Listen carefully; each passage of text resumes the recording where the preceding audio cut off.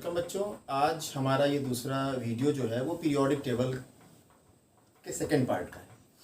मतलब मैंने पहले एक वीडियो बनाया था, उसमें मैंने शुरुआत की थी और आपको ग्रुप पीरियड थोड़ा सा इंट्रोडक्शन दिया था। ये जो टॉपिक है, ये जो हमारा वीडियो है, ये ख़ासतौर से 10th 11th 12th सभी बच्चों के पीरियोडिक प्रॉपर्टीज़ पे बात करेंगे, क्योंकि हमने अमूमन देखा है कि बच्चों को प्रॉपर्टीज़ में बहुत प्रॉब्लम है।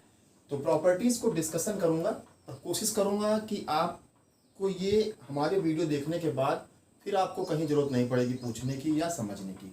इसलिए आप लास्ट तक वीडियो देखिएगा।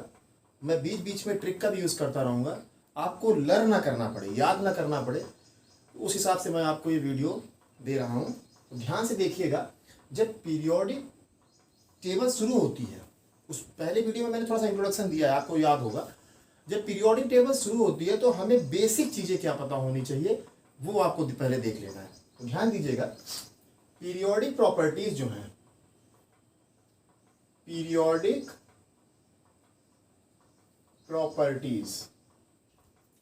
प्रॉपर्टीज एलिमेंट्स की, यानी हमारे जो एलिमेंट्स हैं, आपको मैंने पहले कहा है कि जो एलिमेंट्स हैं वो पीरियोडिक टेबल में पीरियड और ग्रुप में रखे हुए हैं। ये ध्यान रखिएगा, ये दो चीज़ें ध्यान रखिएगा, पीरियड और ग्रुप में रखे हुए हैं। अगर हम शॉर्ट में बना दें, यहाँ पे एक टेबल बना दें, तो आप समझने के लिए ये समझ लीजिए, ये हमारा जो है ग्रुप है और ये जो हमारा है वो पीरियड है। यानी लेफ्ट टू राइट पीरियड है और टॉप टू बॉटम जो है ये ग्रुप के कॉलम है। ये ध्यान रखिएगा, ये चीज़ मेन आप अपने दिमाग में बिठा के रखिए, तो आपके जो प्रॉपर्टीज़ हैं वो बहुत सिंपल हो जाएंगी। तो पीरियड और ग्रुप, ये दो चीज़ें ध्यान रखना। अब हमको स्टडी किस चीज़ की करना है? एलिमेंट्स की प्रॉपर्टी। तो अब हमें थोड़ा सा एलिमेंट के बारे में जानना है। एलिमेंट जो है वो एटम से बने हुए हैं, यानी हमें एटॉमिक प्रॉपर्टीज देखनी है। तो थोड़ा सा एटम को भी समझ लेते हैं। एटम एक्चुअल में है क्या? सभी लोग पढ़े हो एटम क्या है। अगर थोड़ा सा स्ट्रक्चर में बताऊं तो एटम आप जानते हैं कि एटम में एक तो उसका सेंटर पार्ट होता है जहां पे उसका मास कंसिस्ट होता है, और उसमें होता है प्रोटॉन और न्यूट्रॉन। बेटा ध्यान रखना, प्रोटॉन और न्यूट्रॉन। और उसका बाहर जो सर्कुलर पाथ है, यानी ये सर्कुलर जहां पे इलेक्ट्रॉन रिवॉल्व करते हैं, इनको हम लोग ऑर्बिट्स कहते हैं। यानी ऑर्बिट है जहां पे इलेक्ट्रॉन रिवॉल्व करते हैं। दूसरा इनको हम ऑर्बिट, बहुत पॉपुलर नेम है इसका, सेल्स भी इन्हें कहा जाता है।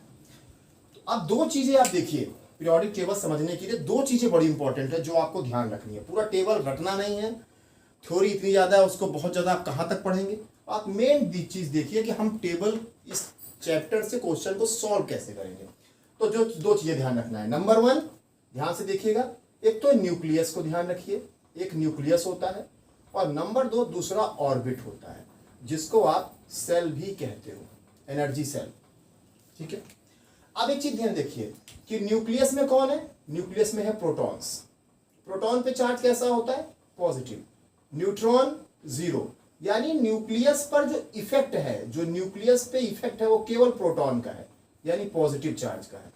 जिसको हम लोग, न्यूक्लियस पे प्रोटॉन है, प्रोटॉन पे पॉजिटिव चार्ज है, जिसको हम लोग न्यूक्लियर चार्ज कहते हैं। बस ये वर्ड आप ध्यान रखिए। पहली कंडीशन पीरियोडिक टेबल आने के लिए न्यूक्लियर चार्ज, और दूसरी कंडीशन है कि उस एटम में नंबर ऑफ सेल कितने हैं। ये दो चीजें आपकी पीरियोडिक टेबल की 90% प्रॉब्लम सॉल्व कर देगी।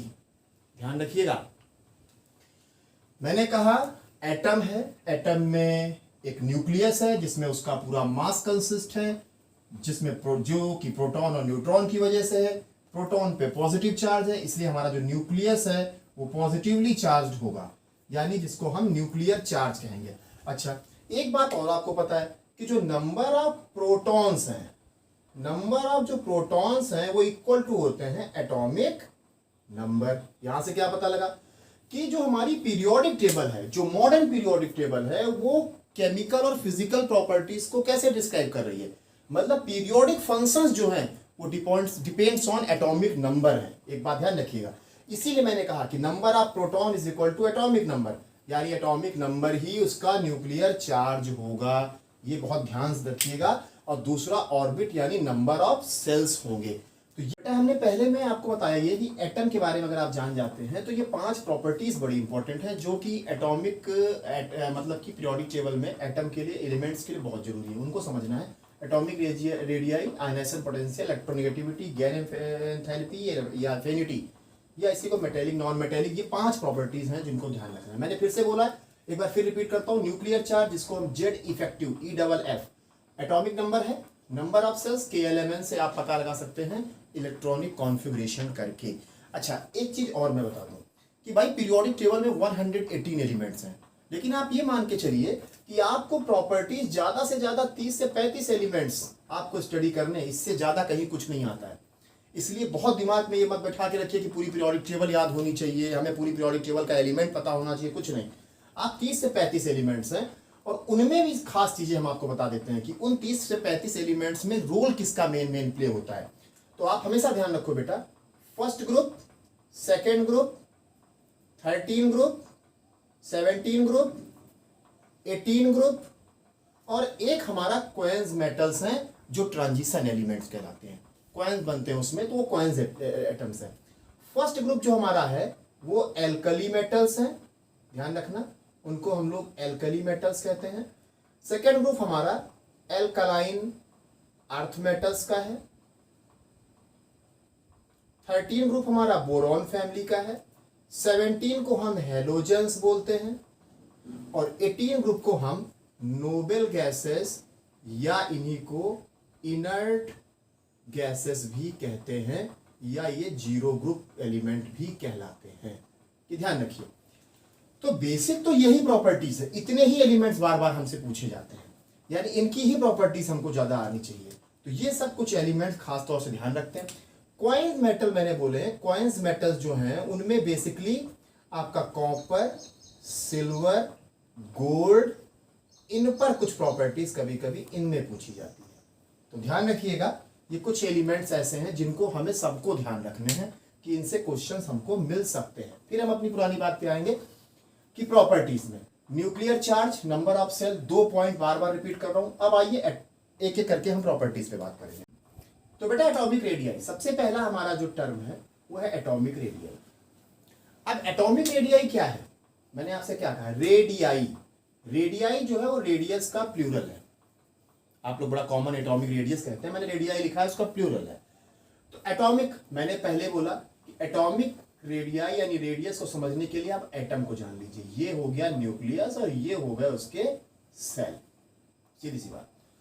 अब रेडियस क्या होता है? सब मैथमेटिक्स पढ़ते हो, बायो पढ़ते हो, जो भी हो, तो सेंटर ऑफ न्यूक्लियस से आउटर मोस्ट सेल की डिस्टेंस, ये आउटर मोस्ट सेल के इलेक्ट्रॉन की ये डिस्टेंस जो है वो एटॉमिक रेडियस है। पहली चीज तो ये ध्यान रखिए। तो देखिए यहीं से बात क्लियर हो गई रेडियस की, कि जब हम सेंटर से आउटर मोस्ट सेल के इलेक्ट्रॉन की रेडियस नापेंगे तो बिल्कुल 100% है कि जितने ज्यादा नंबर ऑफ सेल बढ़ते चले जाएंगे, देखिए आप जितने नंबर ऑफ सेल आप बढ़ाते जाओगे उतनी डिस्टेंस इंक्रीज होती जाएगी। तो रिजल्ट क्या निकला? रिजल्ट यहां ये निकला कि जो एटॉमिक रेडियस है, जो एटॉमिक रेडियस है वो डायरेक्टली प्रोपोर्शनल किसके है? नंबर ऑफ सेल के। बस काम खत्म। इतना ध्यान रखिए, सेल निकालना मालूम है तो फटाफट आप रेडियस निकाल लेंगे, कोई दिक्कत नहीं होगा।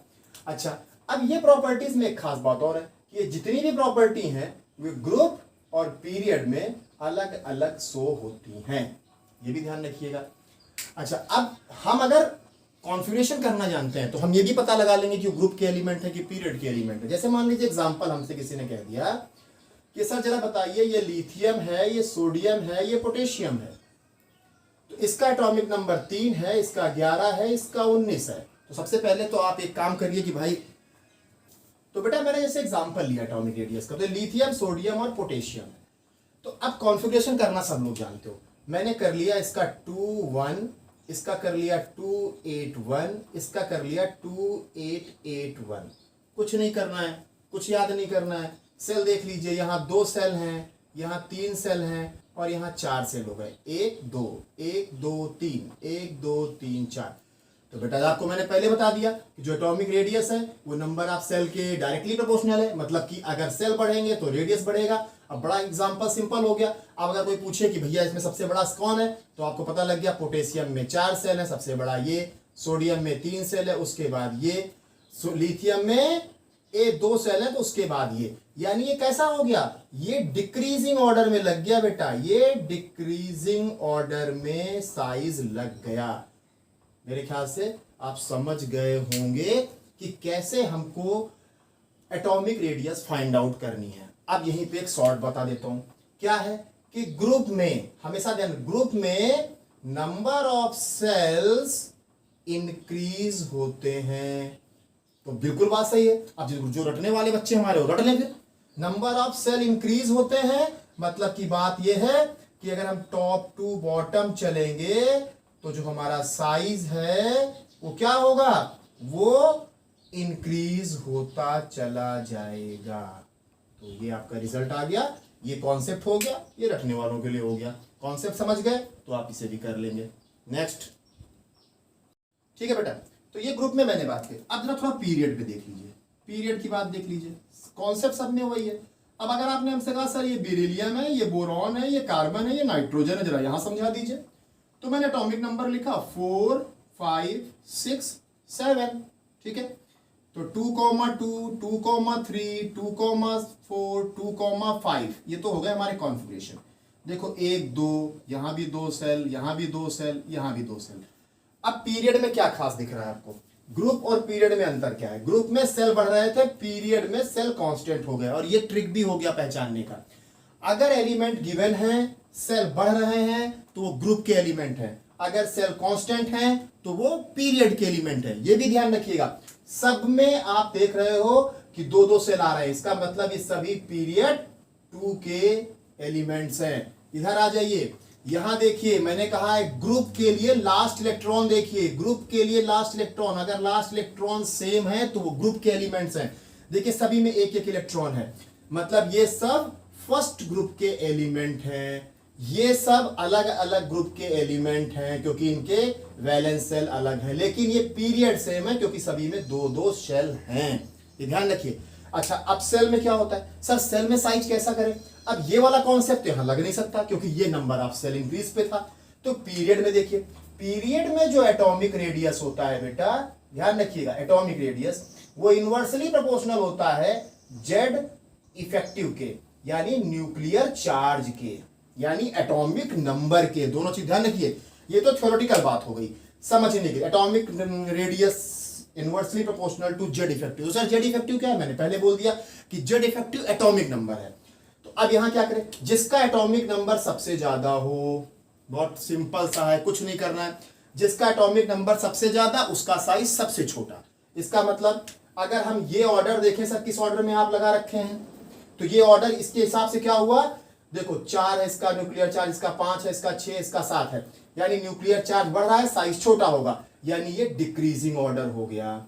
यानी बेरिलियम सबसे बड़ा, फिर बोरॉन, फिर कार्बन, फिर नाइट्रोजन। तो रिजल्ट क्या निकला, रिजल्ट ये निकला कि पीरियड में लेफ्ट टू राइट आप किसी भी पीरियड में जाओगे तो साइज हमेशा डिक्रीज करेगा।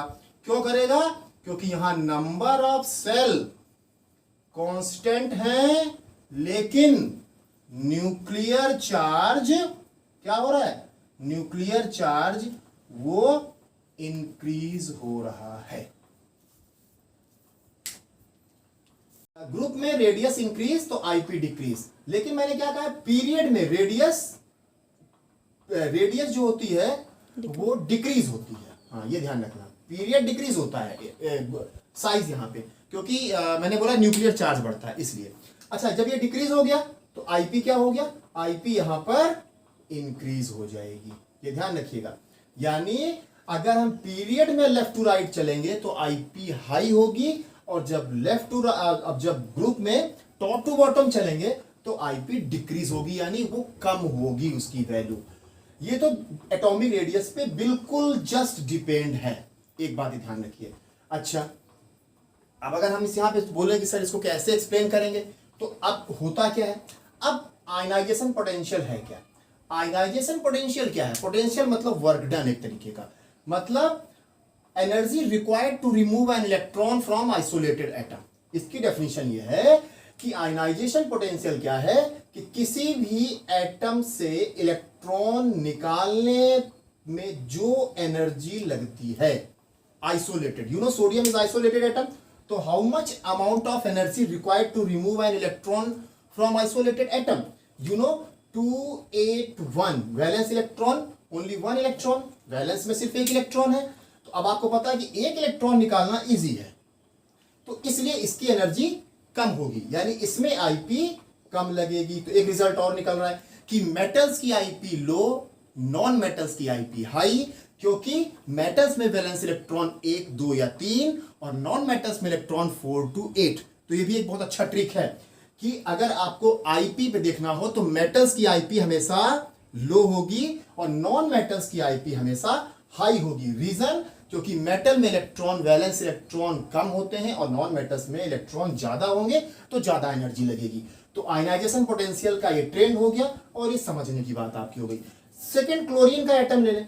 अब क्लोरीन देखिए 287 है, अब बिल्कुल दिख रहा है यहाँ पे कि 7 इलेक्ट्रॉन निकालना, huge amount of energy required, it means IP क्या हो गई यहाँ पे, अब यहाँ पे आईपी हाई हो गई क्योंकि हमको एनर्जी ज्यादा देना है, इसलिए नॉन मेटल्स की आईपी ज्यादा रहेगी क्योंकि वैलेंस इलेक्ट्रॉन इसमें ज्यादा है। तो ये होगी। इसी में एक चीज और, ये वाली प्रॉपर्टी, दो को मैं रोक ले रहा हूं, मेटेलिक नॉन मेटेलिक, बहुत सिंपल है, कुछ नहीं करना है बेटा, हम बार बार कह रहे हैं 1, 2 या 3 इलेक्ट्रॉन वैलेंस सेल में हैं अगर, तो वो आपका मेटल हो जाएगा। बहुत सिंपल सा तरीका है, यानी देखा जाए तो ग्रुप फर्स्ट, ग्रुप सेकेंड और ग्रुप 13, ये 3 ऐसे ग्रुप हैं जो मेटेलिक हैं, ठीक है ना। उसके बाद अगर वैलेंस सेल में इलेक्ट्रॉन 4 to 8 तक चले जाते हैं तो बेटा ये नॉन मेटल्स हैं। तो इसका मतलब क्या हुआ, अगर हम इसकी प्रॉपर्टी को समझना चाहें तो ये प्रॉपर्टी हमेशा ग्रुप में डाउन द ग्रुप यानी टॉप टू बॉटम जो मेटेलिक प्रॉपर्टी होती है, जो मेटेलिक प्रॉपर्टी होती है वो इंक्रीज करती है, ध्यान रखना। और अगर हम लेफ्ट टू राइट चलें बेटा तो लेफ्ट टू राइट में चूंकि नॉन मेटल्स यानी वैलेंस इलेक्ट्रॉन बढ़ते हैं तो यहां नॉन मेटेलिक प्रॉपर्टी इंक्रीज करती है। आज हमने एटॉमिक रेडियाई, आयनाइजेशन पोटेंशियल और मेटेलिक नॉन मेटेलिक प्रॉपर्टी पर डिस्कस किया है। अगर आपको कोई प्रॉब्लम होती तो आप हमारे कमेंट बॉक्स में डाल दीजिए, कोई भी क्वेश्चन किसी भी तरीके का मैं आपको बताऊंगा। उसके बाद हमारा next video electronegativity, electron affinity पर स्पेशल वीडियो होगा क्योंकि बहुत इंपॉर्टेंट प्रॉपर्टीज हैं। तो आज यहीं तक, थैंक यू। आप इस वीडियो को शेयर करिए,